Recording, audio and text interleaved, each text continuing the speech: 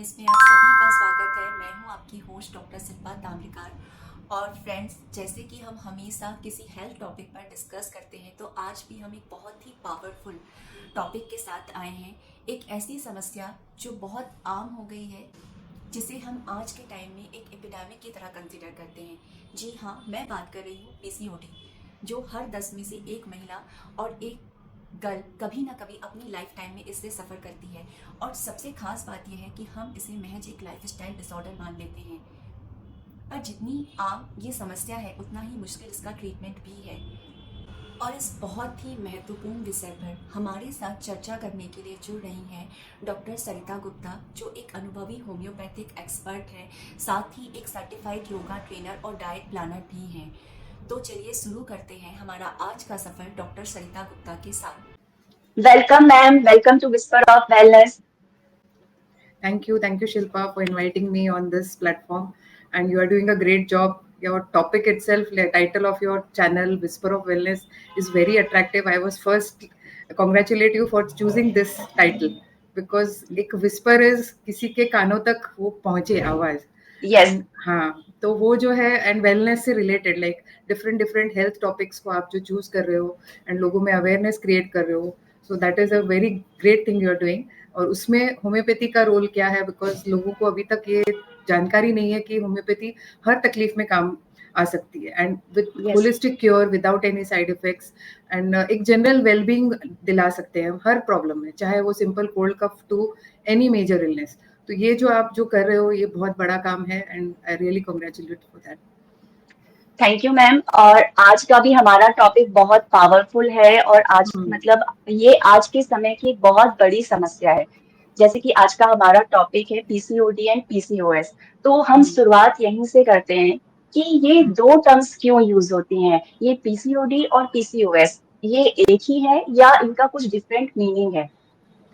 Definitely दोनों में काफी फर्क है. PCOD is polycystic ovarian disease जो बोलते हैं. तो ये एक माइल्डर फॉर्म ऑफ प्रॉब्लम है जो या तो सडनली किसी के लाइफ में आता है या फिर ग्रेजुअली डेवलप होता है. बट इसमें बहुत ज्यादा हार्मोनल इम्बैलेंस नहीं है कंपेयर टू पीसीओएस. तो इसमें आपके पास फॉलिकल्स मैच्योर नहीं होते हैं, जिसकी वजह से आपके साइकिल्स इरेगुलर होंगे या फिर आपका पीरियड्स मिस हो जाता है.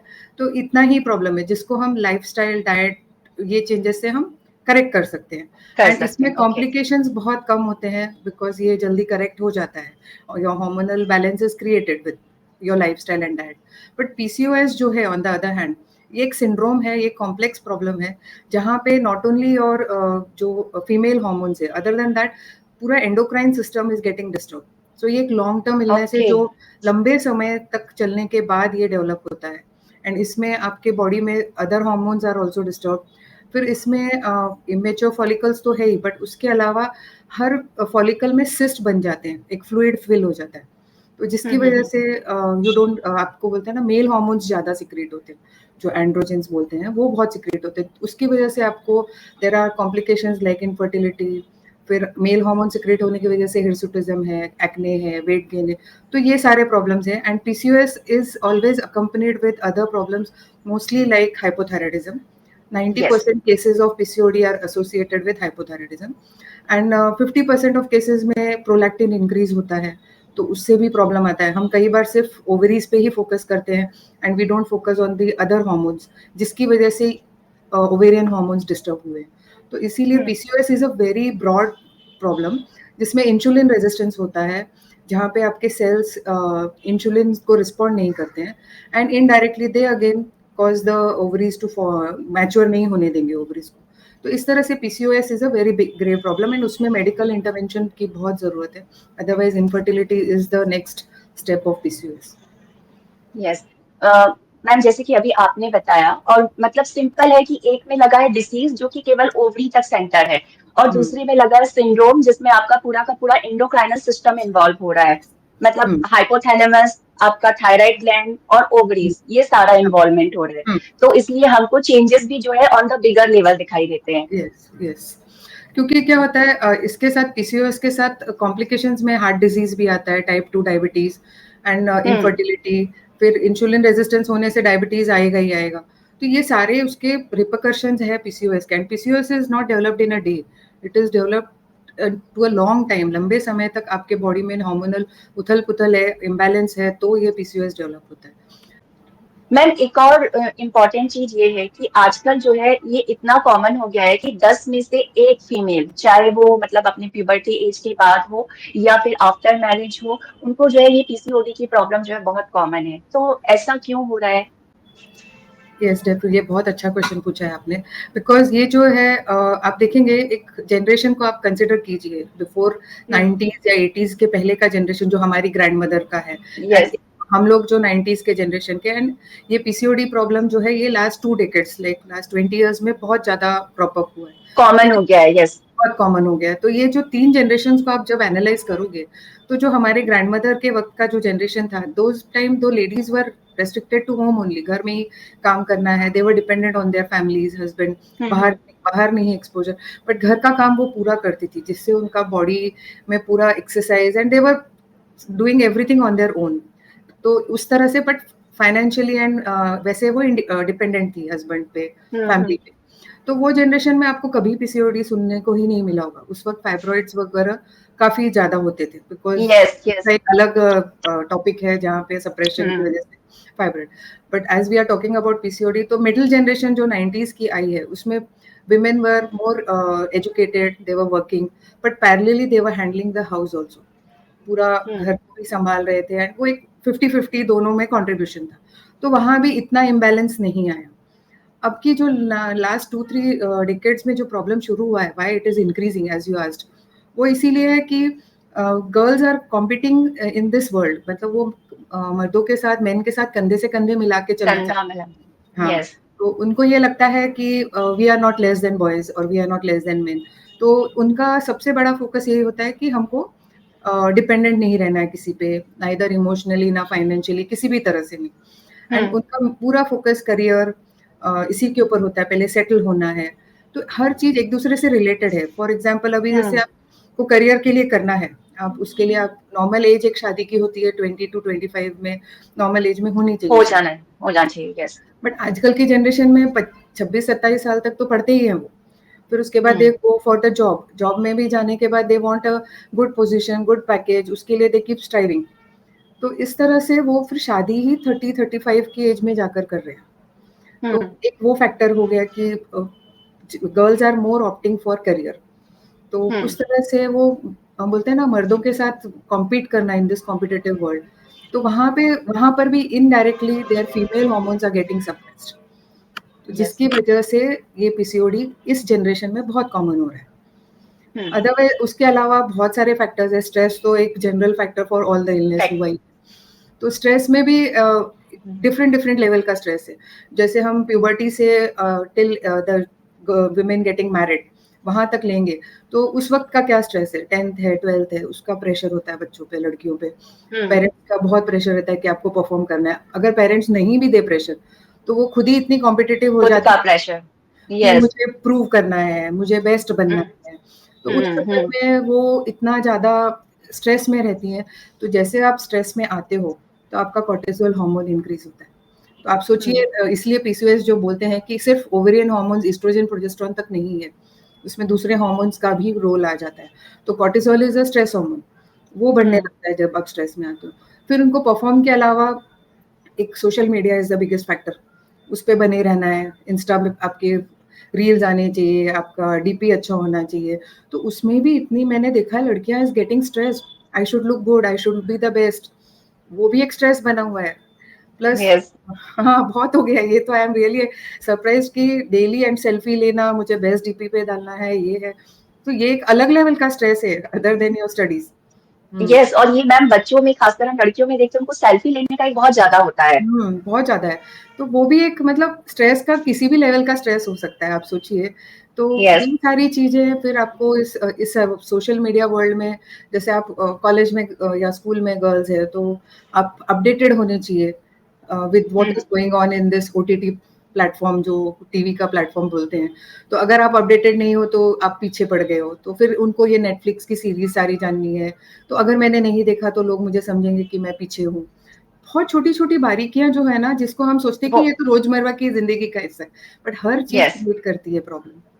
जजमेंट, मतलब लोग मुझे जज करेंगे, जज ये करेंगे, एक बहुत, yes. Yes, they are very मतलब दूसरों का ओपिनियन बहुत मैटर करता है, उनका जजमेंट मैटर करता है, तो ये एक अलग लेवल का स्ट्रेस बनता जा रहा है। अदर देन यस, दैट उसके लिए प्रूव करना है, आइदर बाय लुकिंग गुड और बाय स्टडीइंग और मेकिंग अ नेम, फेम, इसके पीछे ग्लैमर के पीछे भाग रही है दुनिया, तो इतना यस, लाइमलाइट में रहना है। और ये आप देखिए सिर्फ ऐसा नहीं है कि कुछ क्लास ऑफ पीपल, आप देखिए एवरी क्लास फ्रॉम जहां से भी हो, हर कोई इसके पीछे भाग रहा यस, है। Yes ma'am. इसलिए तो हम आजकल देखिए ना, आप इंस्टा रील हो, शॉर्ट्स हो, हर कोई बना के डाल रहा है, उस पे कोई लेबल हम्म नहीं है, कोई भी करता है, और हम्म मतलब उनको बस ये है कि हमारा फेस दिखना चाहिए। पब्लिसिटी, फेस, लाइमलाइट में यस, होने चाहिए। तो ये एक अलग लेवल का स्ट्रेस है जो बोल रहे हैं ना, PCOD is a modern generation का प्रॉब्लम है, and we are paying the price of this modern, being modern. Yes, yes, yes, and I am really worried कि आगे के नेक्स्ट जनरेशंस में it will multiply a lot, because people are not getting the awareness कि क्या करना चाहिए हमको। They think कि हर चीज का सोल्यूशन है पॉपिंग द पिल्स और ठीक होना है, तो इस तरह से नहीं होता है, बिकॉज एवरी छोटी छोटी बातें मैटर करती है, तो वो बहुत जरूरी है। Yes ma'am. थोड़ा सा आप ये बता सकते हैं कि जैसे पीसीओडी को, मतलब हमारा जो मेंस्ट्रुअल साइकिल है वो हम्म, क्या होता है, और साथ ही साथ किस तरह से ये पीसीओडी, ये सिस्ट कैसे ओवरीज में फॉर्म होती हैं? हाँ, देखिए, एक तो क्या है, बॉडी जो भगवान ने या कुदरत ने जो एक मेल और फीमेल दो बनाए हैं, तो ये कुछ सोच के ही बनाए हैं उन्होंने। तो एक फीमेल्स को एक कैरेक्टरिस्टिक्स दिए हुए हैं कि उनको ऐसे ऐसे, ये एक रिप्रोडक्शन है, ये सारा उनका जो रोल प्ले करना है। जो पहले जो हम बोलते थे ना, अभी हम बोलते हैं उसको ऑर्थोडॉक्स थिंकिंग, बट कुछ लेवल तक that was also right. Right, yes, हाँ, तो जो फीमेल्स वर घर का देख रहे हैं, बच्चों का देख रहे हैं, वो एक उनके अंदर उस तरह के फेमिनिन हार्मोन्स को जन्म दे रहा था, जिससे ये सारे प्रॉब्लम्स नहीं आ रहे थे। उससे क्या हुआ, अभी वो शिफ्ट हो रहा है पूरा। एंड एक फीमेल्स में आपको जनरल क्या होता है, नाजुकता होनी चाहिए, डेलिकेसी, एक औरतों के जो बेसिक नेचर है, गॉसिपिंग है, जो भी एक फीमेल कैरेक्टरिस्टिक्स है, ये ऑब्जर्व होना है। अब लव, नर्चरिंग, ये सारी चीजें नर्चरिंग, होती केयर, ये सारा कुछ एक फीमेल में होना जरूरी है। हैं। चीज ये हो रही है कि अभी वो मेन से कंधे मिला के जाना चाह रहे हैं, तो वो जो मेल हार्मोन्स में they are restricted to working outside, earning for the family, उनका इमोशनल क्वेश्चन कम होता है। तो ये सारे मेन के कैरेक्टरिस्टिक्स जो बना है, बट जब आप इसको ही उलट दोगे तो क्या होगा, तो आप कुदरत के खिलाफ जा रहे हो, तो आपके यस, हार्मोन्स भी पूरे चेंज हो रहे हैं। तो हर इंसान के शरीर में मेल फीमेल दोनों हार्मोन्स है, but what is dominant that works. तो जब हमारे फीमेल हार्मोन्स सप्रेस होते हैं, जब मेल हार्मोन्स डोमिनेट होना शुरू होते हैं, तो that time you start getting this problem. तो मेल हार्मोन्स क्या है, एंड्रोजन है, तो वो जब बनना शुरू होता है तो उसकी वजह से पीसीओएस, जैसे आपने पूछा कि वो क्यों डेवलप होता है और कैसे होता है, तो उसमें मेन है कि जो ब्रेन है हमारा, हाइपोथैलेमस पिट्यूटरी, वहां से हमारे सारे हार्मोन सिक्रेट होते हैं, एंड उसी से ओवेरियन हार्मोन्स भी सिक्रेट होते हैं, एस्ट्रोजन, प्रोजेस्टेरोन। तो उस वक्त क्या होता है कि जब हम स्ट्रेस में या किसी भी कारण से हो, व्हाटएवर, जैसे हमने रीजंस बताए, तो हमारा ये जो हाइपोथैलेमस पिट्यूटरी ओवेरियन एक्सिस जो होता है, ये डिस्टर्ब होता है। डिस्टर्ब होता है, यस। हाँ, तो ये डिस्टर्ब हो गया तो आपके हार्मोन सिक्रेट नहीं होंगे, तो एक ल्यूटिनाइजिंग हार्मोन करके है, एलएच, जो वो बढ़ने शुरू हो जाता है। अब वो बढ़ता है तो उससे वो मेल हार्मोन एंड्रोजन ज्यादा सिक्रेट होता है। एंड्रोजन ज्यादा सिक्रेट हुआ तो फिर आपके फॉलिकल्स जो होते हैं वो मैच्योर नहीं होंगे। तो अगर ओके, हाँ हाँ, फिर वो नहीं मैच्योर हुए तो आपके ओव्यूलेशन नहीं होगा, तो फिर आपके पीरियड्स मिस होंगे। पीसीओएस में क्या होता है, वो जो फॉलिकल्स है, मल्टीपल फॉलिकल्स आर देयर, और वो multiple follicles are filled with cyst. When these hormones का इम्बैलेंस होता है, उसमें सिस्ट फॉर्म होता है, फ्लूइड फिल हो जाता है। So there are like millions of follicles filled with cyst in the ovaries. तो फिर वो ओव्यूलेशन होगा नहीं, ओव्यूलेशन नहीं हुआ तो आपके पीरियड्स नहीं आएंगे, इस तरह से। एंड जैसे मैंने कहा कि हार्मोन्स का एक रोल है इन पीसीओएस। दूसरा, इंसुलिन रेजिस्टेंस, जब आपके सेल्स इंसुलिन से रेजिस्ट हो जाते हैं, लाइक दे डोंट रिएक्ट, तो मोर इंसुलिन इज प्रोड्यूस्ड, और इंसुलिन ज्यादा बना तो आपका एंड्रोजन फिर ज्यादा बनना शुरू होता है। सब एक दूसरे से इंटरकनेक्टेड है। एक दूसरे से कनेक्टेड है, हम्म, यस। तो वही है कि ये जानकारी लोगों तक जाननी बहुत जरूरी है कि सिर्फ आपका फीमेल हार्मोन्स का ही डिफरेंस नहीं है, एवरीथिंग वर्क्स। तो जब ये होगा तो वो सिस्ट फॉर्म होंगे। तीसरा कारण है पीसीओएस का, मेटाबॉलिक डिसफंक्शन। मेटाबॉलिक डिसफंक्शन में होता है कि एक तो ओबेसिटी सबसे बड़ा कारण है। ओबेसिटी में यस, लाइक आप देखिए आजकल 14-15 साल की लड़कियों का वजन 100 केजीज तक है। वाई? अभी आप उसको वाई भी उसको और डेप्थ में जाएंगे तो there is no limit, because ये हो रहा है कि पीयर प्रेशर है, आप घर में पढ़ रहे हो, कुछ कर रहे हो, and mothers are providing them with all the food they like, और उनकी लाइकिंग में क्या है? All junk food. Junk food. और दूसरा है, if they don't like they will order from Swiggy Zomato. तो आउटसाइड फूड, प्रोसेस्ड फूड जिसमें फैट कंटेंट बहुत है, सॉल्ट बहुत ज़्यादा है, तो ये सब खाने Yes. से भी आपका एस्ट्रोजन लेवल्स डिस्टर्ब होते हैं, हार्मोन्स डिस्टर्ब होते हैं। तो one of the reason is obesity. दूसरा हाइपोथायरॉयडिज्म, जैसे मैंने कहा, तो ये भी एक मेटाबॉलिक डिसऑर्डर है जिसमें हार्मोन, थायराइड हार्मोन हमारा नहीं सिक्रेट हो रहा है प्रॉपर्ली, DSH। तो उसमें भी ये होता है कि जब आपका हार्मोन डिस्टर्ब होता है तो इट इज डायरेक्टली और इनडायरेक्टली आपके मेटाबॉलिज्म पे फर्क आता है। फर्क पड़ता है। उसकी वजह से सब स्लो हो जाता है, तो आपके ओवेरियन हार्मोन सिक्रेट नहीं होते हैं। तो that is one of the. फिर ऑटो इम्यून डिसऑर्डर्स, उसमें ज़्यादातर सेल्फ डिस्ट्रक्शन है ऑटो इम्यूनिस, तो बॉडी में इन्फ्लेमेशन क्रिएट हो रहा है। तो इन्फ्लेमेशन में ये होता है कि outside agent is not required, एक छोटा सा ट्रिगर, जैसे एक स्ट्रेस है, छोटी सी एक thought also can trigger that auto immune reaction, तो बॉडी में इन्फ्लेमेशन प्रोसेस स्टार्ट होता है। इन्फ्लेमेशन आया तो फिर हार्मोन्स डिस्टर्ब हो गए। तो आप सोचिए एवरीथिंग इज रिलेटेड, छोटा छोटा प्रॉब्लम्स जो है उससे हार्मोन्स डिस्टर्ब होते हैं। तो ये सारे कारण है, प्लस लाइफस्टाइल, पोल्यूशन, ये सारी चीजें भी बहुत मायने रखती है। तो ये सारी चीजों की वजह से पीसीओएस बहुत डेवलप हो रहा है। तो मेन इज हार्मोनल इम्बैलेंस, जिसकी वजह से सारा प्रॉब्लम है, and hormonal imbalance is related to many factors. Yes, yes ma'am, अभी जैसे आपने बोला कि हार्मोनल इम्बैलेंस सबसे इम्पोर्टेंट है, और वो समझाया भी आपने कि किस तरह से हाइपोथैलेमस, थायराइड, ओवेरियन पूरा का पूरा मतलब सब एक दूसरे से इंटरकनेक्टेड भी हैं और सब इन्वॉल्व भी हैं। तो ये जो हार्मोनल इम्बैलेंस हो रहा है, इसमें कहीं कोई इमोशनल या साइकोडायनामिक रीजंस भी इन्वॉल्व होते हैं? नहीं, डेफिनेटली बहुत ज़्यादा है। एक तो जैसे मैंने कहा कि आजकल प्रोफेशनल लाइफ बहुत इम्पोर्टेंट हो गई है सबके लिए, तो लेट मैरिजेस, तो एक वो माइंडसेट बन गया है आज की जनरेशन का कि 30 से पहले शादी करना is not cool. Yes, yes. वो एक कूल फैक्टर आ गया कि नहीं, आपको 30 के बाद कर रहे हो तो आप सही हो, उससे पहले उसको आउटडेटेड माना जाता है कि अरे आप इतनी जल्दी शादी कर रहे हो। तो यस, नॉर्मली एक जो नॉर्मल गायनेकोलॉजी के हिसाब से सोचिए तो 30 तक आपका कंसीव करके बच्चों का जो होता है वो कंप्लीट हो जाना चाहिए। यस। बट आजकल लड़कियों को क्या हो गया कि शादी लेट करना है, उसके बाद भी मुझे ये पोजीशन तक जाना है, तो करियर सेटल करना है, तो they want opt for babies. तो ये सारी चीजें जो है, जैसे हम बोल रहे हैं they are competing with this men world, तो उसकी वजह से हार्मोन डिस्टर्ब हो रहा है। तो इमोशनल क्वोशंट वहां आ गया कि they want to be with equal with the other gender. दूसरा है कि कुछ घरों में जैसे न्यूक्लियर फैमिलीज है, तो कहीं पे बहुत ज्यादा रिस्पॉन्सिबिलिटी है। दे वांट, जैसे अभी आजकल मैं एक सिंपल एग्जांपल दूंगी, इंजीनियरिंग के बाद लड़कियां immediately they want to pursue MS, they want to go abroad. अब और इस जनरेशन में मैंने PCOS बहुत देखा है, मेरे पास भी पेशेंट्स है।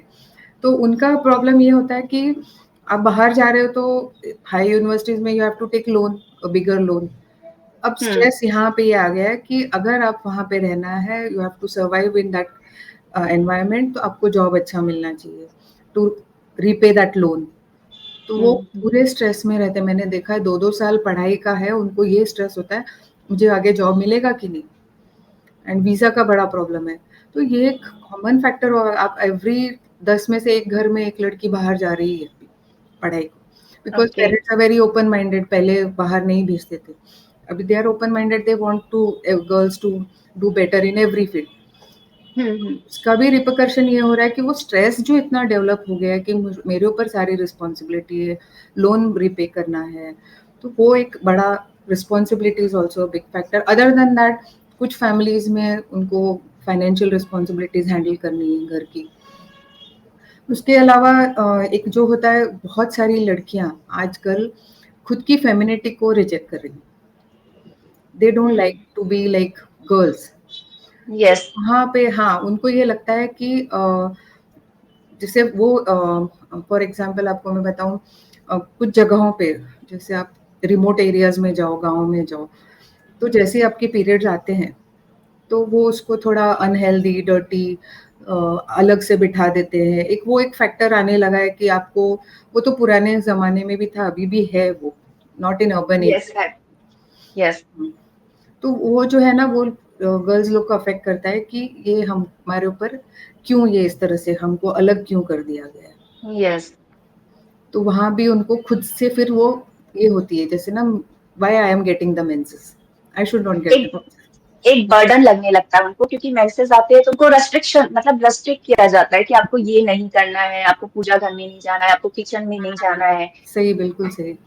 तो वो भी यस है। दूसरा, जैसे आपकी मेनार की फर्स्ट पीरियड्स आ गए, उससे पहले लड़कियों को पूरा फ्रीडम होता है, but normally every parent gets concern once you start getting your cycles.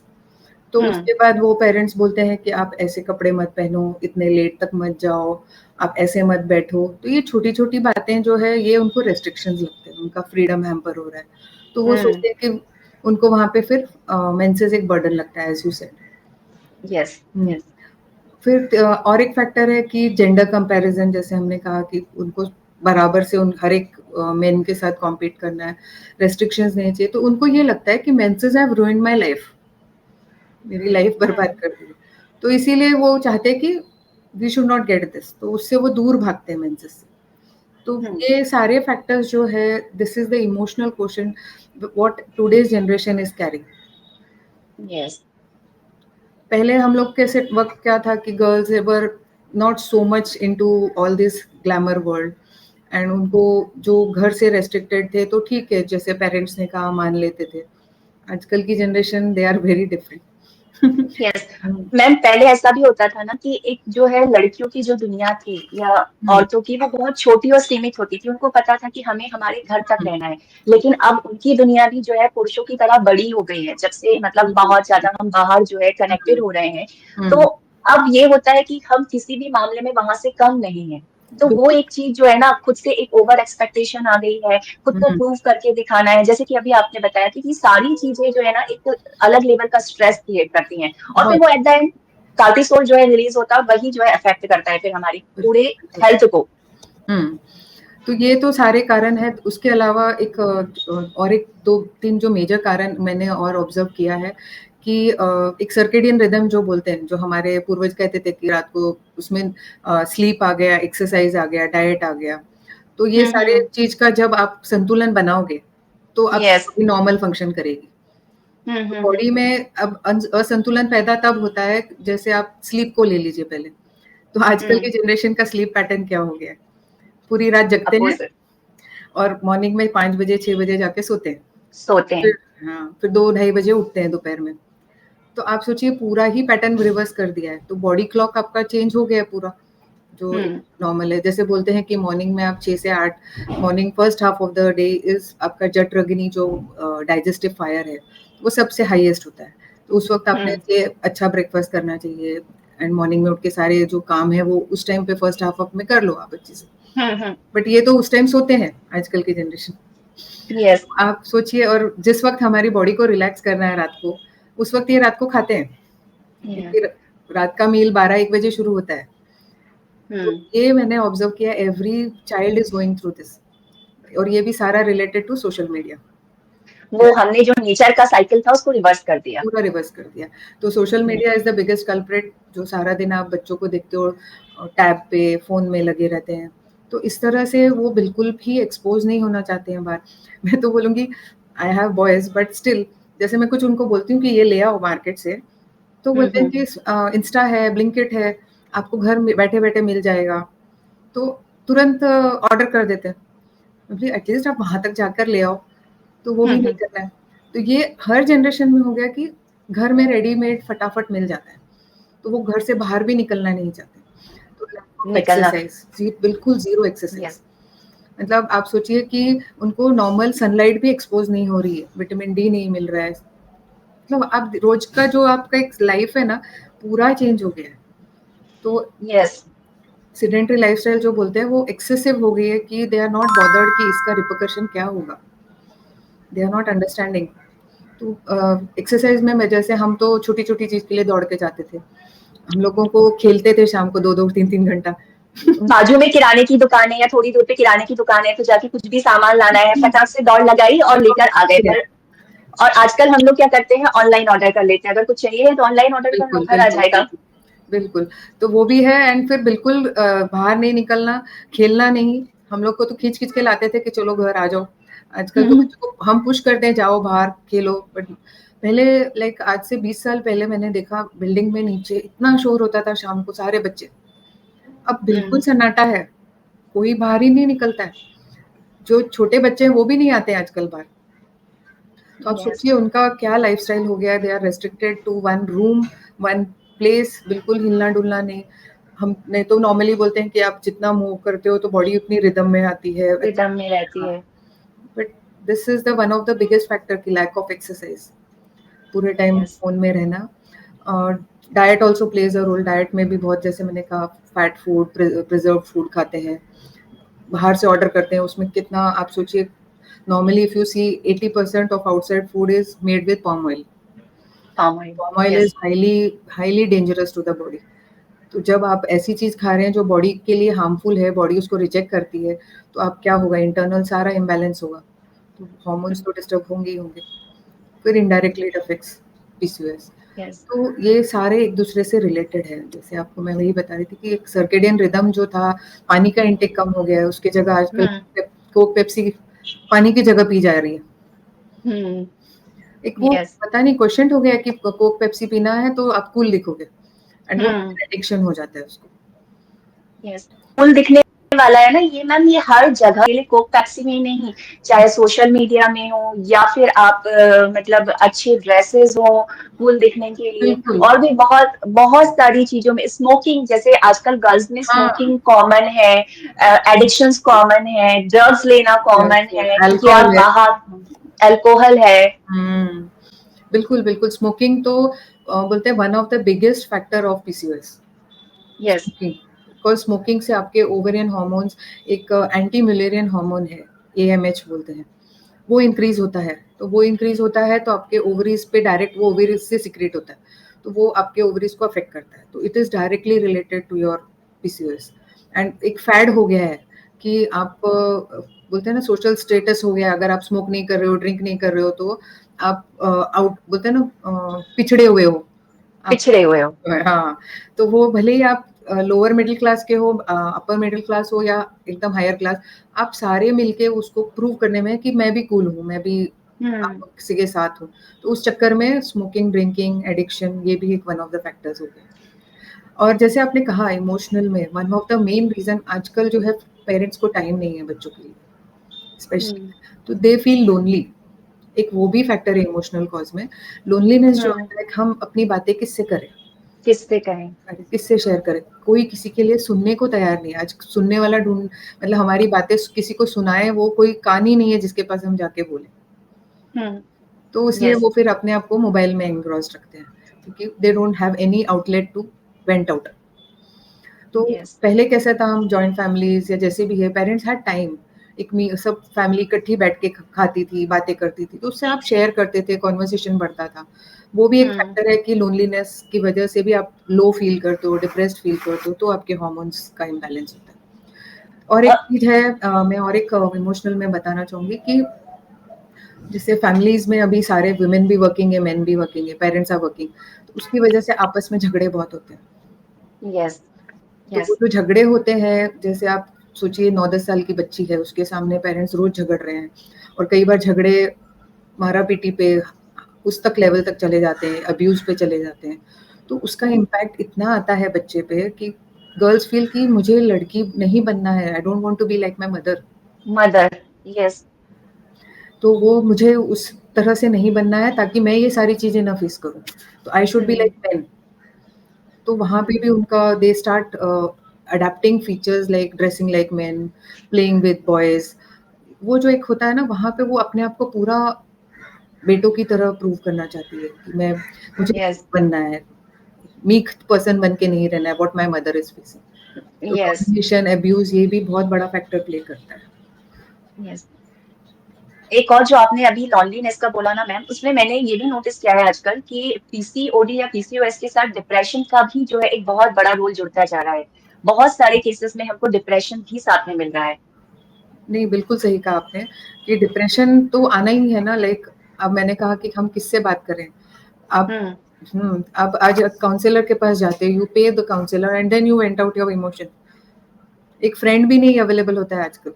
पहले तो चलो घर वाले नहीं है तो आप फ्रेंड के साथ शेयर कर लो। अभी आजकल सब इतना एक दूसरे से बोलते हैं ना, कंपटीशन, जेलेसी, कि आपको लगता है कि मैंने इसको बताया तो ये मुझे ही यूज कर ले, मेरी यस। कमजोरी को मेरे ऊपर ही यूज किया जाएगा, तो वहां भी डर लगता है उनको कि मौका ना मिल जाए फ्रेंडशिप में। तो एक कॉमन आजकल देखिए ना जनरेशन, कुछ जगह पे उल्टा भी है कि girls are away from family और वो फ्रेंड्स को क्लोज मानते हैं। दोनों चीज हो रही है। एक जगह they don't want to share, एक जगह they share only with friends. तो ये भी हो रहा है, बट वो भी आजकल कम होता जा रहा है। तो लोनलीनेस जो है ना, एक बहुत बड़ा फैक्टर है। इंसान को बोलते हैं घर में रहते हुए भी आप लोनली फील करते हो, अकेले फील कर रहे हो। यस। आपके घर में 10 लोग हैं बट फिर भी आप लोनली फील करते हो बिकॉज नोबडी अकेला is feel. There with you. Yes. Yes. समझने वाला भी नहीं है कोई आपको कि यस। हम्म, तो वही बोलते हैं ना आजकल के बच्चे कि आप लोग तो आउटडेटेड हो गए हो, आप लोग की थिंकिंग पुरानी है। तो वो बिकॉज एक तो पेरेंट्स का है, ऑर्थोडॉक्स थिंकिंग में रहते हैं कि उन्होंने जो फेस किया with their experience, they feel what they are saying is right. कुछ है लेवल तक दे आर राइट, बट उनमें वो फ्लेक्सिबिलिटी नहीं होती है to adapt to the new generation. Yes. हमें उनके हिसाब से सोचना होगा, उनसे कनेक्टेड होना होगा, ये सबसे इम्पोर्टेंट चीज है ना। ये उनके शूज में जाके देखना होगा या ये किस दौर से गुजर रहे हैं। यस। यस। वो भी एक बहुत जरूरी है। एक ईव टीजिंग है आजकल, बहुत हो गया है स्कूल्स में। बोलते हैं ना बिटवीन योर कलीग्स, वो टीजिंग इज बुलिंग बोलते हैं जिसको हम। वो भी तो बच्चा कई बार उससे उसका कॉन्फिडेंस लो हो जाता है, एक शेल में चला जाता है जहां से वो फील करता है कि दिस इज डिप्रेशन ओनली, कि एक अकेलापन है, मुझे कोई नहीं है, तो they can not perform in their life. वहां भी पूरे हार्मोन्स, मतलब हर factor is related to hormonal imbalance. तो वो भी एक डिप्रेशन है। सो डिप्रेशन तो बहुत बड़ा कारण है आज की जनरेशन में, and it is getting worse day by day. I am really worried कि बच्चों को इससे बाहर कैसे निकालें। मेरा तो मन है कि इसके लिए एक अलग से कुछ हमने मिलके करना चाहिए as doctors, as mothers. Yes. Yes. बहुत बड़ा इशू है जिसको सोच के बड़ा डर लगता है आगे की जनरेशन्स के लिए। यस मैम, जैसे अभी हमने इमोशन और साइकोडायनामिक को समझा कि किस तरह से ये रोल प्ले कर रहे हैं, तो अब हम बात करें कि हम किस तरह से ये जो सारी प्रॉब्लम्स हैं इनको डील कर सकते हैं, खासकर जैसे हमारे होम्योपैथी में इसके लिए क्या सॉल्यूशन है। होम्योपैथी भी और उसके अलावा जो बोलते हैं ना और चीजें भी है। तो पहले मैं आपको थोड़ा सा, जैसे I being yoga trainer and, तो मैं थोड़ा सा आपको उस लेवल पे बताना चाहूंगी। फिर होम्योपैथी का तो डेफिनेटली बहुत बड़ा रोल है, वो हम डिस्कस करेंगे। तो सबसे पहले तो डाइट आता है। आपकी सारी चीजें घूम फिर के डाइट पे आती है। तो जो आजकल देखिए ना, ओबेसिटी जो है इतना बड़ा फैक्टर बना हुआ है which is directly related to PCOD. तो वो डाइट में आउटसाइड फूड खाना, हम वंस इन अ वाइल साल में 1 या 2 बार रेस्टोरेंट जाते थे। आज every second day children are going to restaurant, having parties. और ये जो स्ट्रीट फूड है, जो फास्ट फूड बोलते हैं, तो समोसा, पाव भाजी एंड ऑल, ये कितना full of calories, full of oil, ये सारी चीजें आपका ओबेसिटी तो बढ़ाई गई। Children are having all these food, plus mothers also feel ठीक है खा रहे हैं, ऑर्डर करके खा लेंगे, दे ऑल्सो फील रिलैक्स। तो एक मदर्स मैसेज है कि don't get what the kids are saying कि नहीं नहीं हम ऑर्डर कर लेते हैं। आप थोड़ा वहाँ स्ट्रिक्ट बनिए, try to make them eat normal home food. Yes. फिर होम फूड में भी ये हो जाता है कि क्या खाना चाहिए क्या नहीं। एक इतने डाइट्स चल रहे हैं आजकल हमारे सोशल मीडिया तो भरा हुआ है डाइट से। भरा हुआ है, तो एक बड़ा कंफ्यूजन है कि किसको फॉलो करें। और आप 10 चीजें अपनाते हो, रिजल्ट नहीं आता है, देन यू गिव अप। पहली बात तो कंसिस्टेंसी नहीं है। आप कोई भी चीज फॉलो करते हो तो कंसिस्टेंसी होनी चाहिए।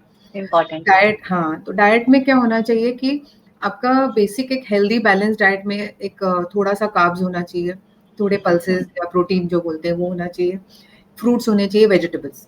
ये इतना भी आपका हो गया तो योर डाइट इज परफेक्ट। अब आप सोचोगे आजकल एक और फैड हो गया कि वेस्टर्न कल्चर की चीजें अपना रहे हैं, फैंसी डाइट। Fancy diet. तो उसमें जैसे आप देखिए पीपल आर रनिंग, पहले हमारे इंडिया में कहीं आपको एवोकाडो ये सारी चीजें मिलती थी, अब तो आपको नहीं। गली मोहल्ले में एवोकाडो, ब्रोकोली, फिर ये जो मशरूम है, कलरफुल वेज, ये ठीक है, कैप्सिकम इज ओके, बट ये सारी चीजें जो है ये सारा वेस्टर्न से आया है।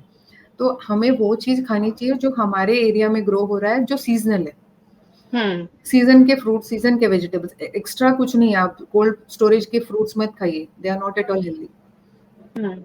जो सीजन का फ्रूट है, जैसे अब अभी का विंटर सीजन में क्या फ्रूट्स आते हैं तो वही खाइए आप। Summer Yes. में वाटरमेलन है, खरबूजा है, वो खाइए आप। उसमें ककड़ी ज्यादा खाइए, वाटरी चीजें ज्यादा खाइए। तो जो डाइट में एक लोगों का बन वो हो गया है ना कि हमको किनोवा ही खाना है, हमको ओट्स खाना है तो हम हेल्दी रहेंगे। दिस इज तो वो एक Yes. मिसकंसेप्शन लोगों के दिमाग से निकलना चाहिए कि normal Indian food is the best food. Yes. और उसमें भी जो आपने वर्ड कहा ना मैम, सीजनल, सीजन इज बहुत इम्पोर्टेंट है ये चीज कि हमें। यस। बिकॉज वो उस सीजन का ग्रो क्यों होता है, क्योंकि आपकी बॉडी को उस हिसाब से चाहिए। समर्स में आपके बॉडी को वाटर चाहिए ज्यादा। Yes yes yes. वाटरमेलन, खरबूजा, ये सारे वाटरी फ्रूट्स उस वक्त क्यों आते हैं? उस वक्त हमको लौकी, तोरी, टिंडे ये ज्यादा मिलते हैं। क्यों? हाँ। वाटर कंटेंट ज्यादा है। यस। और ये खाने भी चाहिए। खीरा है, ककड़ी जो बोलते हैं हम, वो खाना चाहिए जिसमें वाटर बहुत। तो ये सारी समर की चीजें आप समर में खाइए।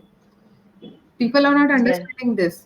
तो वो जो प्रॉब्लम है ना, विंटर्स में सारे ग्रीन वेजीज आते हैं, मेथी, पालक, ये सब बहुत आता है।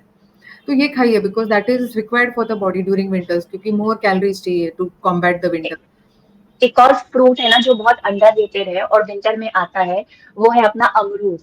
मतलब यस, और वो बहुत अंडररेटेड है, जबकि बहुत अच्छी उसमें जो है क्वालिटीज होती हैं और फीमेल के लिए बहुत अच्छा होता है। पहले कैसे जो है बिही जो है तोड़ तोड़ के पेड़ों से खाते थे और खासकर लड़कियां खाती थी। अरे आई रिमेम्बर, मैं खुद पेड़ पे चढ़ के अमरूद तोड़ के यस। बिकॉज घर में पेड़ होता था। आजकल तो अर्बन सिटीज में तो पेड़ पेड़ तो चले ही गए।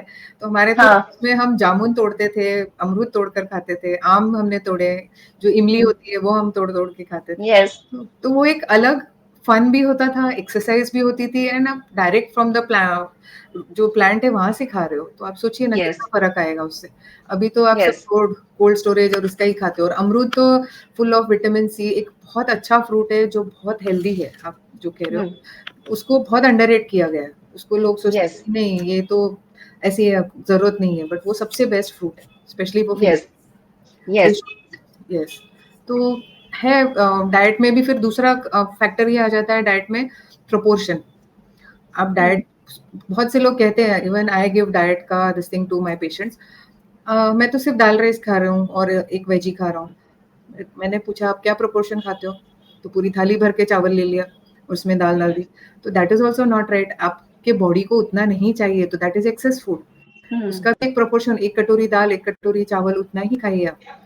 तो वो जो एक्सेस खा रहे हो तो उससे फिर फैट बनेगा, फिर आपका हार्मोन्स यस। होगा। तो हर चीज, मतलब मैं बता रही हूँ ना, फूड में भी it's a very big topic to discuss, अभी मैं उसमें यस। नहीं जाऊंगी। तो दूसरा है एक्सरसाइज। एक्सरसाइज में साइकिलिंग, स्विमिंग, वॉकिंग, ये तो बहुत जरूरी है करना। तो ये नहीं आप करोगे तो फिर आपकी बॉडी। दूसरा, आप योगासन कीजिए। योगा में देर आर आसन्स लाइक, एक सिंपल मैं जैसे योगा लेती हूँ तो धनुरासन है, आपका भुजंग आसन है जो कोबरा पोज है, फिर बालासन जैसे बच्चे लेटते हैं वो है, फिर बद्धकोणासन, बटरफ्लाई पोज, जो पैरों को ऐसे करके हम फ्लैप करते हैं। ये पैल्विक के लिए बहुत अच्छा होता है, पैल्विक फ्लोर के लिए। हाँ, और जो आपके पेल्विक एरिया के जो ऑर्गन्स को जो मसाज दे, वो सारे आसन बहुत अच्छे, बिकॉज उस एरिया को मसाज जब मिलता है तो उस एरिया का ब्लड फ्लो बढ़ता है। अब जब ब्लड फ्लो बढ़ेगा तो आपका वहां से फिर जो normal functioning of that organ starts. अगर वो जैसे आप बोल रहे हैं ना कि पैंक्रियाज है, ओवरीज है, इनको अगर आप उस एरिया पे प्रेशर आता है एब्डोमिनल एरिया पे, तो they start functioning more, blood supply बढ़ेगा तो उनका सिक्रीशन वहां से हार्मोन्स अच्छी से सिक्रेट होंगे। तो ये एब्डोमिनल मसाज देता है। अलॉन्ग विद दैट शवासन है, योग निद्रा है। तो ये जो होते हैं, जैसे आज sleep is also one of the factor. मैंने कहा स्लीप जब आप नहीं करते हो तो आपका मेलाटोनिन जो है वो डिक्रीज हो जाता है, and melatonin is directly related to secretion of estrogen, progesterone. तो one of the factors of lack of sleep ये भी है, जो हमने अभी डिस्कस किया कि पूरा साइकिल डिस्टर्ब हो गया स्लीप का। तो मैम इसमें मैं एक और चीज ऐड करना चाहूंगी कि स्लीप जो है ना, आई थिंक ये हमारी सारी चीजों से रिलेटेड हो रहा है। आजकल जो स्लीप पैटर्न है वो बहुत ज्यादा खराब हो गया है, इसलिए पैरासिम्पैथेटिक नर्वस सिस्टम जो है हमारा रिलैक्स नहीं हो पाता है, और ये इनडायरेक्टली हमारी सारी चीजों पर इफेक्ट डाल रहा है, हमारी हेल्थ पर, हमारे हार्मोन्स पर, हमारे सिस्टम पर, सब पर। सब पर बिल्कुल बिल्कुल। स्लीप तो बोलते हैं ना कि वो ऐसा नहीं है कि लोग सोचते हैं कि हम 6 बजे सो के 2:30 बजे उठ गए तो 8 घंटे की स्लीप हो गई हमारी, but that is not right. मैंने कहा ना, हमारा सर्केडियन रिदम में हर चीज का एक समय दिया है बॉडी को, ये नेचर का बनाया हुआ है, हम नेचर के अगेंस्ट जा रहे हैं। तो आपकी यस भले ही आप 8 घंटा सो रहे हो, दैट इज नॉट राइट।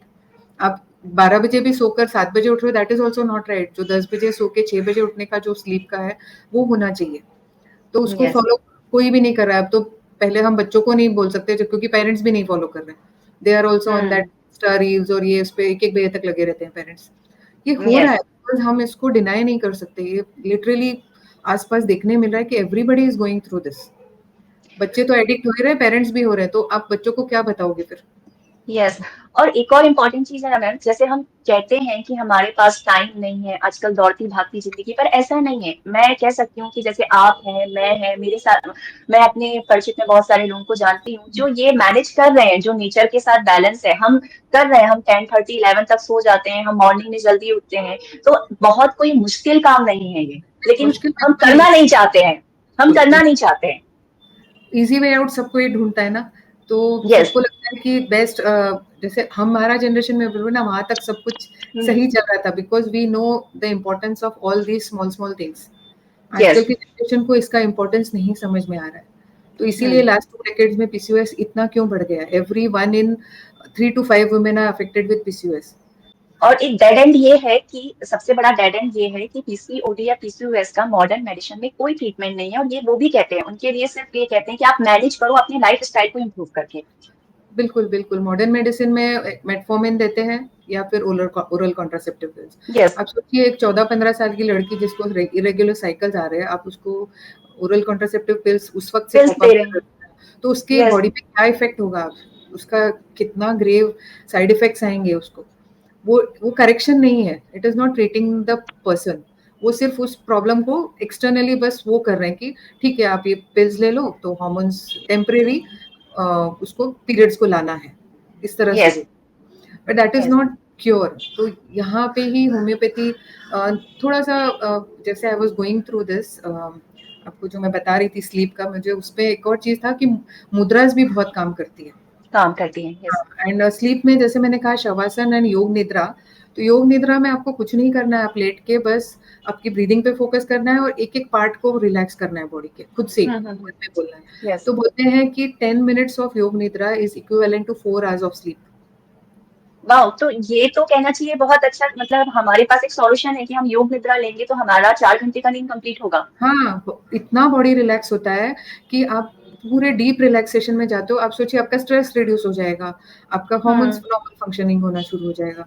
तो योग निद्रा एंड शवासन बहुत ज़रूरी है। भले ही आप वर्कआउट किसी भी तरह का कीजिए, आप स्ट्रेंथ ट्रेनिंग कर रहे हैं, जिम कर रहे हैं, बट आने के बाद एक बार 10 मिनट योग निद्रा या शवासन में लेट जाइए, आप you see the benefit of it.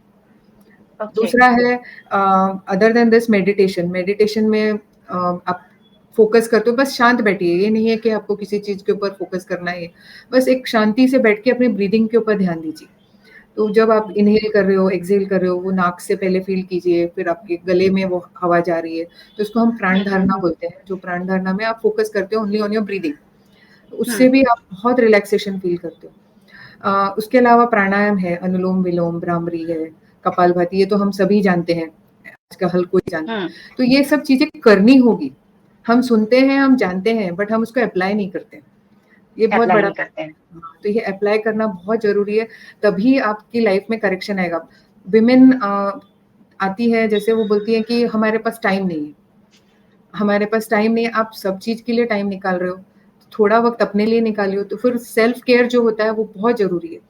अभी मेरा है, जैसे मैं सुबह 45 मिनट्स योगा करती हूँ, तो उस वक्त सबको पता है घर में कि इसको ये 45 मिनट्स डिस्टर्ब नहीं करना है, बिकॉज वो मैंने चूज किए है अपने लिए। मेरा मी टाइम है, उसमें मुझे ये करना है। मुझे ये करना है, तो एवरीबडी नोज देन उस वक्त किसी की कोई डिमांड नहीं आएगी, आपको ये खुद सेट करना होगा।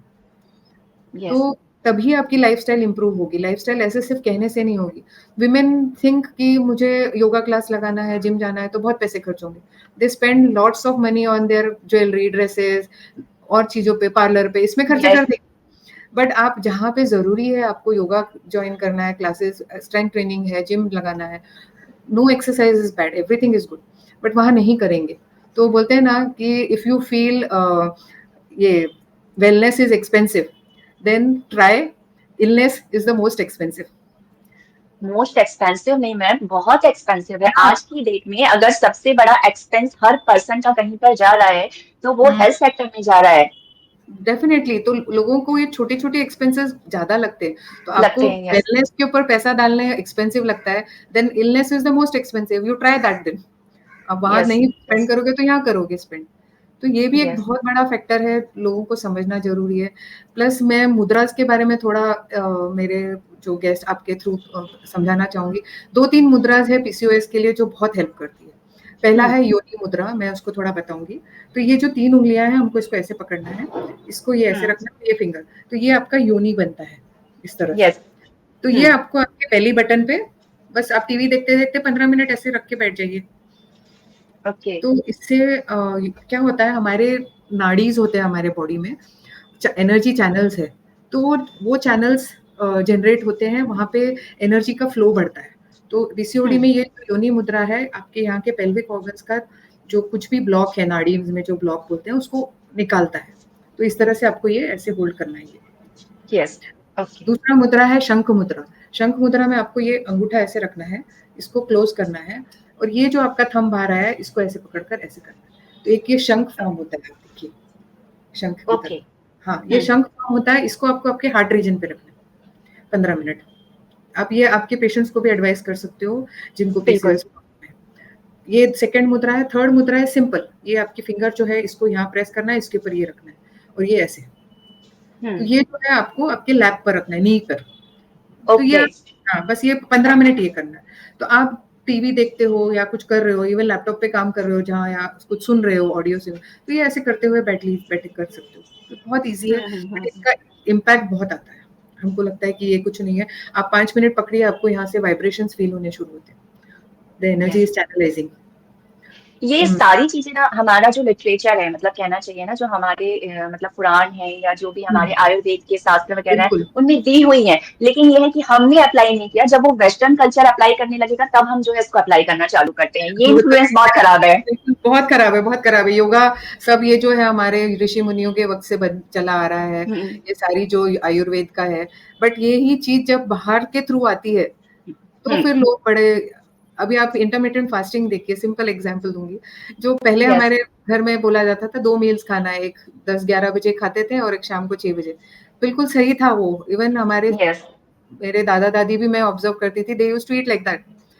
अब वो धीरे धीरे हम 4 मील्स खाने लग गए। कुछ लोगों का, वही बोल रही हूँ ना, there are too much misconceptions regarding diet. कोई बोलते 2-2 घंटे में खाना चाहिए, कोई बोलता है ये खाना चाहिए। तो उस सब चक्कर में फिर वो सबकी बॉडी डिस्प्रोपोर्शनेट हो गई है। तो अब वही चीज इंटरमिटेंट फास्टिंग बन के बाहर से आ रही है। और अब लोग उसको ज्यादा अप्लाई कर रहे हैं इंटरमिटेंट फास्टिंग के नाम पर, जबकि वो यही का कंसेप्ट है। तो अभी उसको 2 मील्स अ डे बोलते हैं, इंटरमिटेंट फास्टिंग 16 आवर्स का विंडो आप मत खाइए। तो वो क्या है, वही है जो हमारे एंसेस्टर्स बोलते थे हमको। यस अभी आप अभी कुछ होम्योपैथी से रिलेटेड पूछ रहे थे। यस। मैम ये जानना चाहते थे कि जैसे होम्योपैथी किस तरह से पीसीओडी या पीसीओएस के लिए जो है एक सॉल्यूशन हो सकता है, और ये कैसे काम करता है? नहीं, डेफिनेटली पीसीओडी और पीसीओएस का जो प्रॉब्लम है, इसको हम होम्योपैथी से एक होलिस्टिक वे में क्योर कर सकते हैं। अब थोड़ा सा ब्रीफ में बताऊंगी कि होम्योपैथी में हम जो है रूट कॉज को ट्रीट करते हैं। We don't just give modern medicine की तरह कि सारे पीसीओएस या पीसीओडी के लोगों को एक ही मेडिसिन दिया जाता है। वी डोंट डू दैट, क्योंकि हमारे लिए हर पर्सन, जो भी गर्ल या women who is suffering from this, हर एक की पर्सनैलिटी अलग है। उसकी लाइफ में वो कारण क्या था जिस वजह से इसको पीसीओएस आया। जैसे हमने अभी सारे फैक्टर्स जो डिस्कस किए, इनमें से कुछ ना कुछ एक आध फैक्टर हर एक की लाइफ में है, बट कारण दूसरा है। तो यहाँ होम्योपैथी डिफरेंट हो जाती है दूसरे पैथी से कि we treat the root cause. तो वो उस लेवल तक हम जाके उसकी लाइफ में कहाँ डिस्टर्बेंस आया जिसकी वजह से ये प्रॉब्लम पीसीओएस का आया है, तो ये हम फाइंड आउट करते हैं। जब हम इसको फाइंड आउट करते हैं तो फिर हम उसके कारण को रूट से ट्रीट करते हैं, तो एक होलिस्टिक क्योर होता है जिसमें there are no side effects, general wellbeing आता है। सपोज उसके मेंटली डिस्टर्ब्ड है तो वहाँ पे उसको कामनेस आता है, या जो भी इश्यूज है जिसकी वजह से है वो एक माइंड लेवल पे भी उसको बहुत फर्क आता है। तो माइंड बॉडी दोनों को हील करते हैं हम by understanding that person, that individual person. इसी को इंडिविजुअलाइजेशन बोलते हैं कि हर इंसान से अलग है, किसी की सोच एक दूसरे से मैच नहीं करती है, उसका रिएक्शन अलग है। तो हम होम्योपैथी में इसी पे फोकस करते हैं। तो इसी की वजह से we get very good results in PCOS. We can treat like nearly with 100% result in PCOS, and that without the recurrence of the problem. ऐसा होता है कि जैसे आप ओसी पिल्स दे रहे हो तो टेम्परेरी 2 महीने आएगा पीरियड, छोड़ दिया तो फिर वापस गया आपका, वापस। वो हार्मोन्स को करेक्ट नहीं करना है। हम पीसीओएस के केस में होम्योपैथी से वो हार्मोनल इम्बैलेंस को परमानेंटली बैलेंस में लाते हैं। तो आपके ओवरीज का सिक्रेशन प्रॉपर होगा, hormone secretion. Other than that उसके अलावा जो दूसरे हार्मोन्स भी डिस्टर्ब है उनको भी हार्मनी में लाते हैं। तो जो पीसीओएस एक मल्टी सिंड्रोम बोलते हैं ना, complex syndrome of endocrine system, different hormone, वो सारी चीज को हम हार्मनी में लाते हैं, इसीलिए it is a holistic cure. तो homeopathy plays a very vital role in treating PCOS, and मेरे तो बहुत केसेस में मुझे बहुत अच्छा रिजल्ट्स मिला है। जैसे हम फैक्टर्स डिस्क्राइब कर रहे थे कि आजकल गर्ल्स आर वेरी कॉम्पिटिटिव, उनको प्रोफेशनल ये है। तो एक केस मैं आपको बताना चाहूंगी। मेरे पास एक 25 इयर्स की लड़की ने फ़ोन किया कि मुझे ना लास्ट 4 मंथ से पीरियड्स नहीं आ रहे हैं। तो she was from a distant city. तो मैंने ठीक है ऑनलाइन केस लिया उसका। तो शी सेड कि 4 महीने से नहीं आ रहे हैं, एंड और भी चीज़ें उसके जो डिस्मेनोरिया है, सीवियर पेन है, वो सब कुछ बताया, migraine and everything. I said कि 4 महीने पहले क्या हुआ था आपकी लाइफ में?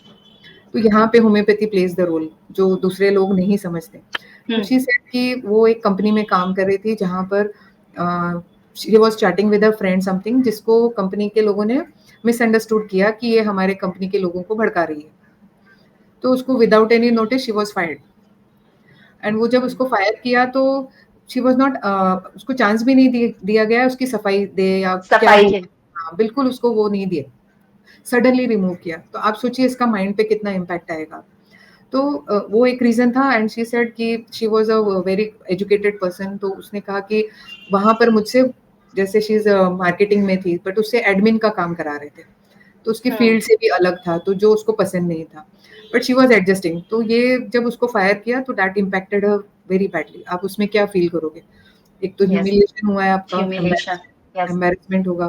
तो ये जो 2 इमोशनल फैक्टर आपको कितना, तो वो बोलती है अभी भी मैंने, she got the next job immediately, but वो थॉट जो आता है ना कि मुझे डिस्टर्ब करता है कि मुझे सबके सामने बेइज्जती हुई है मेरी, मुझे ह्यूमिलिएट करके निकाला गया, जबकि मेरी गलती कुछ नहीं थी। तो ये एक था, एंड प्लस वो बोली कि मुझे 4 साल पहले भी हुआ था, तो वो 1 साल रहा पीसीओडी का प्रॉब्लम, देन आफ्टर दैट वो करेक्ट हो गया 2 साल। देन आई आस्क्ड हर कि 4 साल पहले क्या हुआ था? तो she said when she was in college, तो उसके फादर का कुछ फाइनेंशियल लॉस हुआ, तो ही सेड कि अभी मैं सिर्फ फीस भरूंगा and you cut down your extra expenses, तो मैं सिर्फ उतना ही आई विल सेंड यू। तो उन्होंने एक ठीक वे में बोला होगा, बट ये इसके मन पे लग गई कि मेरे पापा ने मुझे ऐसे कहा है, तो मैं अभी लाइफ में पापा से नहीं मांगूंगी कभी। हाँ, और मुझे एक साथ साथ केयर भी था कि मुझे उनको अभी परेशान नहीं करना है, कि मुझे अपने डिमांड्स नहीं रखने हैं। तो मुझे वो नौबत नहीं आया, तो इसलिए वो कॉलेज से ही कुछ कुछ एक्स्ट्रा काम करके जो अर्न करती थी उससे अपने एक्स्ट्रा एक्सपेंसेस करती थी। आप सोचिए कि ये भी एक माइंड पे कितना बड़ा इम्पैक्ट आता है कि मुझे किसी के आगे मांगना नहीं है, जबकि फादर ही है, वो फादर ही है। माँ बाप तो बोलते भी है कि फिजूल खर्च मत करो। तो ये जो 2 इंसिडेंट्स थे, बट वो ग्रेजुअली क्या हुआ, when she got the job, उसके पास पैसा आने लग गया, तो वो नॉर्मल हो गया। तो इसलिए वो 1-2 साल का पीरियड, बीच में उसका पीरियड्स नॉर्मल थे। फिर ये जो हुआ ह्यूमिलेट करके निकाला गया, ये सेकंड रीजन था। तो ये 2 रीजंस की वजह से she was landing into this PCOD problem. तो I gave her based on that elements from embarrassment, elements from egotism, क्योंकि ईगो बहुत है, मैं मांगूंगी नहीं, और उनको ये होता है हम किसी के सामने हाथ नहीं फैलाए, ये जो होता है ना, तो जो delusion want he will come to. And वो एक उसमें ये था कि मैं कुछ लाइफ में किसी के अंडर काम नहीं करूंगी, मैं खुद का अपना बिजनेस स्टार्ट करूंगी। तो ये डिल्यूजन ग्रेट शी इज, ये सारे जो पॉइंट्स मैंने कंसिडर किए। तो एक इंडिपेंडेंट रहना चाहती है, किसी पे डिपेंड नहीं होना चाहती है, तो आई गेव हर सल्फर। हाँ, तो सल्फर देने से इतना अच्छा रिजल्ट आया कि with in 2-3 days she got her menses and उसके बाद ग्रेजुअली थोड़ा डिस्मेनोरिया था, वो था, बट साइकिल्स उसके नॉर्मल आने शुरू हो गए नॉर्मल होने के। एंड अभी आज 2 साल हो गए, she is getting her regular cycles. मतलब वाओ! मैंने ज़्यादा रिपिटिशन भी नहीं किया, इफ हुँ, हुँ। रिक्वायर्ड जहाँ वो मेंटली डिस्टर्ब होती थी किसी कारण से ऑफिस में, तो मैं उसको उस वक़्त बोलती थी कि अब ले लो, बिकॉज़ दैट विल इम्पैक्ट, वो जो डिस्टर्बेंस आ रहा है, स्ट्रेस आ रहा है ऑफिस में किसी ने कुछ किया, that will again disturb her hormonal cycle. तो उधर मैंने रिपिटिशन दिया है सल्फर 200।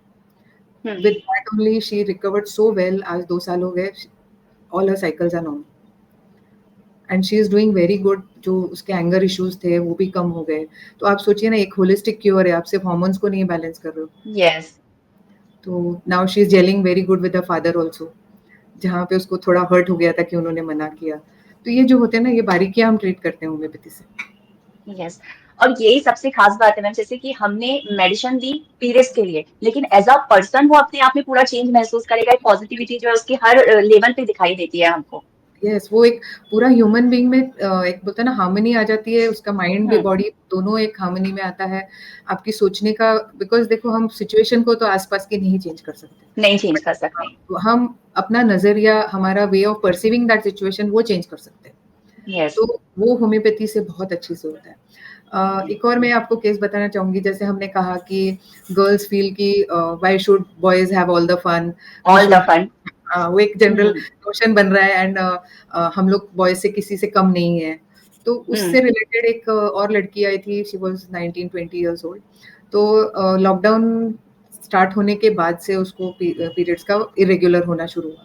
तो आई सेड क्या हुआ लॉकडाउन में? तो शी सेड कि मेरे ब्रदर की शादी हुई 3 साल पहले एंड उस शादी के 6 महीने तक में मेरी मम्मी के साथ बहुत झगड़ा होता था, भाभी का, एंड हुँ, उस हुँ, चक्कर में मेरा भाई वाइफ को लेकर अलग हो गया। तो हुँ, अब इसको ये उस चीज़ को लेके बहुत गुस्सा आता था कि मेरा भाई ने ऐसे क्यों किया? तो ताली दोनों हाथ से बजती है, मम्मी की भी गलती है, भाभी की भी गलती है, बट वो भाई निकल गया तो she was very angry with her brother. और हुँ, उसका ये हुँ, था कि उसने कहा कि मैं छोटी-छोटी बात पे इतना तेज़ गुस्सा आता है मुझे कि उस वक़्त मैं सब बोल डालती हूँ, मैं ये नहीं सोचती हूँ मैं क्या बोल रही हूँ। ये उसका हुँ, एक नेचर था। फिर उसको ये लगता था कि अभी पेरेंट्स मेरी ज़िम्मेदारी है, मैं घर का लड़का मुझे बनना है, भाई तो चला गया। तो वो हुँ, चक्कर हुँ, में जैसे ये आप सोचिए 4 साल पहले हुआ तो 15-16 साल की होगी जब से ये सोच रही है। वही हमारा हुँ। पुबर्टी का पीरियड स्टार्ट है, वहीं पे उस टाइम से ही, तो तभी से ही वो डिस्टर्बेंस आया उसके हार्मोन में। तो जस्ट अ मिनट। तो उस वक़्त उसका ये हुआ कि वो एक लड़के की तरह अपने आप को वो खुद में अंदर से मानने लगी कि मैं एक हुँ, हुँ, हुँ। लड़का बन के दिखाऊँ अपने पेरेंट्स को, तो she was caring, yes. Anger भी था। तो ये सब जैसे एम्बिशन बहुत था उसको, मुझे और पढ़ाई करके बहुत अर्न करना है पेरेंट्स के लिए। तो आई टूक एम्बिशन इंक्रीज़्ड, फिर वेरी एंगर वायलेंट था उसमें, एब्रप्ट थी, जो बोलना है मुँह पे बोल दिया। तो जैसे बोलते हैं ना, तो मैंने उसको नक्स का दिया था। अपने normal hmm, bread and butter remedies also work very nicely. तो बेस्ड ऑन की सीधी बात नो बकवास, वो एक फंडा था उसका। तो मैंने उसको यस। नक्स का दिया। आप बिलीव नहीं करोगे उसमें क्या चेंजेस आए। शी केम नेक्स्ट विजिट, तो बोल रही है कि मेरे वार्डरोब में एक भी पिंक कलर का ड्रेस नहीं है आज तक। तो हुँ, मुझे अभी लास्ट 15 दिन से मुझे पिंक का क्रेविंग हो रहा है। मैं जाकर पिंक कलर हुँ, के 2 ड्रेस खरीद के लाई हूँ। Pink is yes. What femininity. और हाँ, हाँ, मतलब ये देखिए ना कितना ब्यूटीफुली जो है एनर्जी शिफ्ट हुआ। सेट हुआ वही। फिर उसने कहा मुझे फ्लावर्स बिल्कुल पसंद नहीं, अभी मुझे फ्लावरी पैटर्न्स, फ्लावर्स पसंद आने लग गए हैं। हुँ, और मैं अभी तैयार होना शुरू किया है। मुझे पहले ऐसे लगता था कि क्या है, मेरे पास इंडियन ड्रेस नहीं थे ज़्यादा, I used to wear hmm, only western. तो ये 3-4 जो चेंजेस आए हैं, ये क्या है, आपकी फेमिनिटी रिटर्न हो रही है। रिटर्न हो गई। आपने अपने आप को एक लड़के की तरह मान लिया था, तो आपके मेल हार्मोन्स डोमिनेंट हो गए, एंड्रोजन्स डोमिनेंट हो गए, तो आपके अंदर पीसीओडी डिस्टर्ब हो गया, आपका ओवेरियन पूरा डिस्टर्ब हो गया साइकिल, तो आपका पीरियड्स बंद हो गए।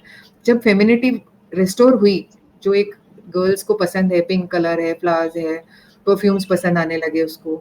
तो ये सोचिए आप, होम्योपैथी से हम इस लेवल का चेंज ला सकते हैं। ला सकते हैं। यस। जो एक फेमिनिटी चली गई है, वो वापस आई है उसके अंदर।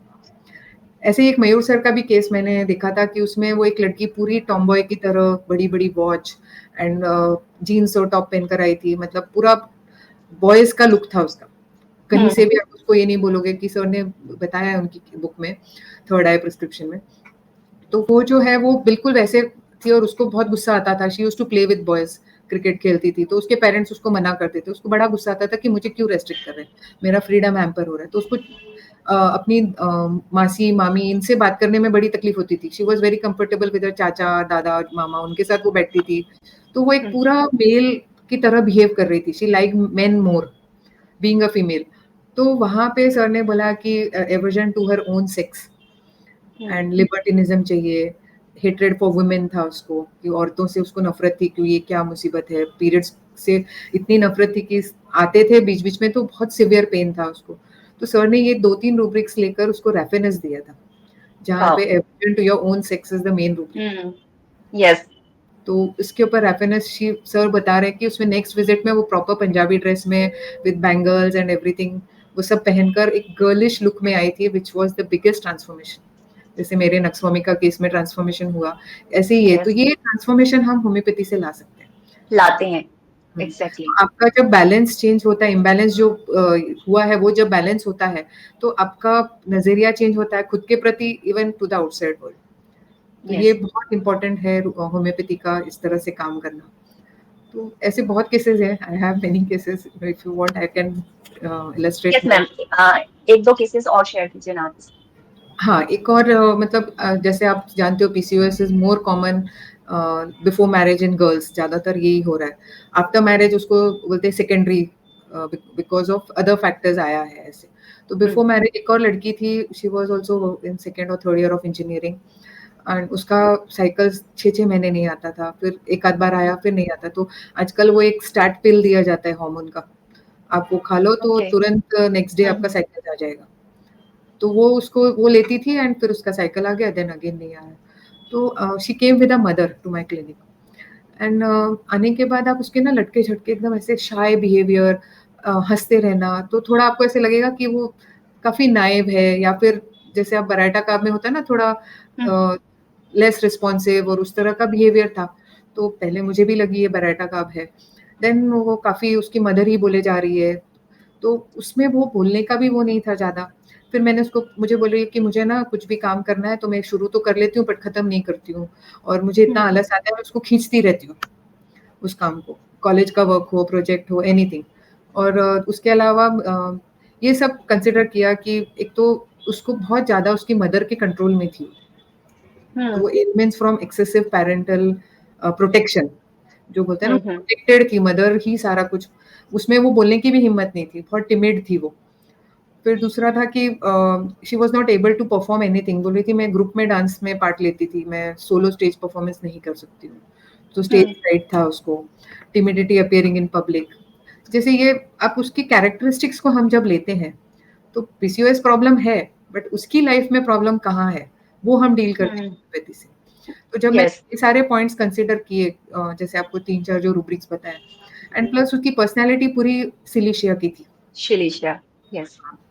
आप विश्वास नहीं करोगे, सिलिशिया दिया मैंने रात को, एंड मॉर्निंग में उसका मैसेज आया कि 4 महीने से जो पीरियड्स नहीं आए थे, आई गॉट माई पीरियड्स। तो वो एक बहुत अच्छा हुआ। उसके बाद से 6 to 8 months she continued my treatment, उसका रेगुलर थे cycles, then she left, but जो टाइम था उसमें बिल्कुल नॉर्मल हो गए थे उसके पीरियड्स। तो ये जो चेंजेस है, हाँ उसके बाद उसने ये भी कहा कि अभी मैं प्रोजेक्ट्स में खड़े होके बोलती हूँ, पहले वो क्लास में खड़े होके बोलने में भी हिचकिचा, बोलती नहीं थी। यस। सिलिशिया बहुत हिचकिचाता है, बोलता नहीं है, उसको डर लगता है बोलने से। तो ये जो पूरी पर्सनैलिटी सिलिशिया की थी, मैंने उस पर्सनैलिटी को ट्रीट किया। पीसीओएस अपने आप ठीक हो गया, वो इम्बैलेंस को करेक्ट कर दिया, बट मैंने पर्सनैलिटी को ट्रीट किया। तो इस तरह से वो एक सिलिशिया पर्सनैलिटी थी।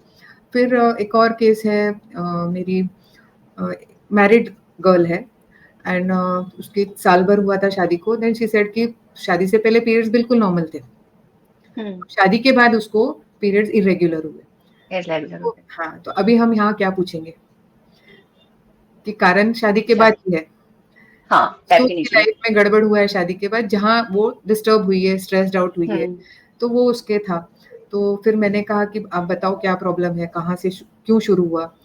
तो वो थोड़ी ना मुंहफट टाइप बोल्ड होते हैं ना, एकदम फास्ट बोलना, और बोले कि मेरे जो शादी में जितनी ज्वेलरी थी वो मेरे फादर इन लॉ ने पूरी ले ली मेरी, और अभी मुझे ये चिंता है कि मैं उनसे वापस कैसे लूं, और वो बोलते बोलते अपने फादर इन लॉ को थोड़ा अब्यूज कर रही थी। तो जैसे I can not take out that thing, but वो बोलते बोलते बस कि वो ऐसे है, वो ऐसे है, तो बोले जा रही थी कि वो बिल्कुल देते नहीं, हमारा सारा पैसा ले लेते। और वो लोअर मिडिल क्लास थे, तो they had financial issues, lot of financial issues. तो बोले कि फिर मेरा हस्बैंड जो है वो अपने फादर के सामने एक शब्द नहीं बोलता है। मैं उसको रोज बोलती हूँ कि उनसे मांग लो मेरी ज्वेलरी, वो नहीं बोलता है, बोलते नहीं जो चल रहा है चलने दो, हम उनके साथ रहते हैं, तो हमको ज्यादा इंटरफियर करेंगे तो हमको निकाल देंगे। तो बिकॉज वो इतने इंडिपेंडेंट नहीं थे कि खुद का घर ले ले अलग से। तो ये उसकी सिचुएशन थी जहाँ उसको बहुत गुस्सा आ रहा था, फादर इन लॉ पर भी और हस्बैंड पर भी, और साथ साथ चिंता थी कि आगे कैसे होगा हमारा, फाइनेंशियल उसको टेंशन बहुत थी। तो ये जब केस था, आप सोचिए कि उसको कितनी इनसिक्योर फीलिंग थी कि मेरा पैसा ज्वेलरी सब फादर इन लॉ ना लेके वो कर दे। तो यहाँ पे मैंने रूब्रिक लिया था कि एब्यूजिव विदाउट एंगर, मतलब वो दिल से गुस्से से नहीं फादर इन लॉ को गालियां दे रही थी, बट वो एक निकल रहा था फ्लो में उससे। एंड दूसरा रूब्रिक लिया था anxiety money matters about, money matters. हाँ, और एंगर हस्बैंड टुवर्ड्स, क्योंकि हस्बैंड एक्शन नहीं ले रहे हैं कुछ। तो ये 3-4 रूब्रिक्स, मतलब मैं उस वक्त से मेन रूब्रिक्स लेती हूँ जिससे मैं उस पेशेंट की कोर को समझ लूँ एंड उसी को मैं पकड़ती हूँ। बाकी के रूब्रिक्स अपने आप फिर उसकी पर्सनैलिटी में आ जाते हैं। आई गेव अ डलकामारा एंड मैंने उसको डलकामारा दिया and next day there was a Thursday session, तो मैं एक फ्रेंड के साथ बैठी, उसका एकदम मैसेज पॉपअप हुआ कि मुझे पीरियड्स आ गए। तो मैं सेशन में ही एकदम से जोर से बोल पड़ी कि अरे उसको पीरियड्स आ गए। फील आता है ना कि when your medicine is right, तो यू फील गुड कि यस उसको सही रिजल्ट मिला। तो उस वक्त उसका मैंने even I have the reports also जिसमें यूएसजी में पॉलीसिस्टिक ओवेरियन डिजीज बताया था। And after that she continued my treatment for nearly 8 to 10 months। सब सही रहा, उसके पीरियड्स नॉर्मल, उसका माइग्रेन भी गया जिसकी वजह से, क्योंकि इतना गुस्सा है तो माइग्रेन आना है। Headache was her father in law जिसकी वजह से वो, तो वो फिर बोली कि अभी मैं खुद से मांग लूंगी, वो एक हिम्मत नहीं। हाँ, और एक चीज था कि वो बोली कि मैं मांगू कैसे, अभी मेरे मम्मी पापा ने तो ये बोला है कि बड़ों के सामने बोलना नहीं है, तो हाँ कि तो मैं इसीलिए हस्बैंड के पीछे पड़ी रहती हूँ, आप मांगो मेरी ज्वेलरी वापस। तो ये क्या था, ये sensitive to moral impression, moral values उसको रोक रहे थे कि मुझे बड़ों से डायरेक्ट जो बोलते हैं ना कन्फ्रंट नहीं करना है, वो एक इज्जत और एक दायरा बना के रखना है। But at the same time उसमें वो गुस्सा भी बहुत था सारा कुछ। तो जो एक बुलंद पर्सनालिटी होती है ना डलकमरा वैसी, तो वो बिल्कुल वैसी। And you won't believe she was a Muslim girl with बुरखा एंड ऑल। तो उसको ऐसे रिएक्ट करते हुए देखना मुझे थोड़ा, मैं बोली इतने दबंग नहीं होती है लड़कियां, दे आर वेरी माइल्ड ऐसे। तो फिर वो dulcamara worked very beautifully in her. उसके बाद उसने रिपोर्ट्स कराया तो उसके रिपोर्ट्स नेगेटिव आए with no cyst nothing, ovaries were normal. तो ये होम्योपैथी आप सोचिए ना कितना फर्क लाता है कि at every level and we can treat. Yes definitely. तो इट वर्क्स मिराकुलसली। सिर्फ उसकी लाइफ में वो नहीं, बाकी उसका नजरिया भी चेंज हो जाता है। गर्ल्स फील कि एक, जैसे हमने डिस्कस किया, लोनलीनेस आता है, डिप्रेशन आता है, we can make them come out of that also with homeopathy. जहाँ पे वो दूसरा और कुछ ऑल्टरनेटिव सोच सकते हैं कि मुझे क्या करना चाहिए जिससे मैं खुश रहूं। तो एक पीसीओएस को डील करने के लिए diet, exercise and being happy, ये 3 फैक्टर्स बहुत जरूरी है कि आप, हाँ, ये तीनों को अपना लोगे लाइफ में तो आपकी बोलते हैं ना सारा कुछ सही हो जाएगा। And if any problem we homeopaths are there to deal with, कि जिनको हुआ है प्रॉब्लम उनके लिए हम हेल्प करने के लिए है all homeopaths. Yes ma'am definitely. और thank you so much ma'am, आपने मतलब पीसीओडी के बारे में आज का जो ये हमारा एपिसोड था ना, आई थिंक ये आई ओपनिंग था हर लेवल पर। मतलब सबसे इम्पोर्टेंट चीज तो हमें ये समझ में आया कि किस तरह से हमारी इमोशंस, लाइफ स्टाइल, हमारा एनवायरनमेंट एंड सम टाइम हमारा खुद का माइंडसेट जो है, ये प्रॉब्लम हमारी बॉडी में लेकर आ रहा है, खासकर जो पीसीओडी और पीसीओएस है, और इसलिए ये इतना कॉमन भी हो गया है। लेकिन आप जो बोल रहे हैं सही कह रहे हो। यस, लेकिन जैसे कि आपने बताया, आपने बहुत सारी टिप्स भी दिए, कुछ योगा भी बताए, मुद्राएं भी बताई, तो हम इनको किस किस तरह से जो है सिंपल लेवल पे भी सॉल्व कर सकते हैं, और अगर नहीं कर पा रहे हैं तो होम्योपैथी किस तरह से एक बेटर सॉल्यूशन है, ये भी हमें पता चला। और जिस तरह से आपने केसेस बताए, तो किस तरह का ट्रांसफॉर्मेशन हम पेशेंट में देखते हैं, ना केवल पीसीओडी ठीक हो रहा है बल्कि एज अ पर्सन वो ट्रांसफॉर्म हो रहा है, उसकी एनर्जी फील हो रही है, जो फेमिनाइन एसेंस लॉस हो गया था वो फेमिनिटी वापस आ रही है। तो ये सारी चीजें आई थिंक बहुत इंपॉर्टेंट है। होलिस्टिक हीलिंग होता है, पर्सनालिटी को Yes. हम हील करते हैं, वो बहुत जरूरी है। Yes. Yes. Thank you so much, ma'am, for giving your precious time. Thank you. Yes, मुझे जाते जाते एक ये चीज बोलना है कि एक पंच लाइन जस्ट बोलते हुए जाऊंगी कि जिंदगी ना मिलेगी दोबारा, क्योंकि हमको one life, one chance and one body, it is for everybody, for any illness. तो Yes. ये जो होता है ना, ये जो हमको सिर्फ एक बार मिली है, ये लाइफ एक ही चांस है और एक ही बॉडी है, इसको कैसे सही रखना है ये हमारे हाथ में है। तो जो भी रीजंस है, जो भी प्रॉब्लम्स है, उससे हमको कैसे डील करना है, ये अवेयरनेस हमारे अंदर आना चाहिए, स्पेशली सेल्फ केयर। तो ये जो women are forgetting about self care ना, they have ample time for n number of things, but खुद के लिए केयर करती नहीं है। तो ये हर जनरेशन की औरतों के लिए है कि खुद के लिए केयर करो, स्टार्ट लविंग योरसेल्फ। जब तक आप खुद से प्यार नहीं करोगे तो नहीं करोगे। Yes. आप हेल्दी रहोगे तो आपकी आजू बाजू का एनवायरनमेंट, फैमिली सब हेल्दी रहेंगे। Yes. बहुत जरूरी है, तो स्टार्ट लविंग, सेल्फ केयर बहुत जरूरी है। And thank you, Yes. Shilpa, for inviting me on this platform. I really felt so good talking with you. एक comfort zone feel हुआ कि I didn't feel anything. बहुत अच्छे से आप जो deal करते हो, and the way you converse on that topic, I really like it. And congratulations to you. And thank you for giving me this opportunity. Thank you so Thank you, much. ma'am. Thank you Thank you. so much. Yeah.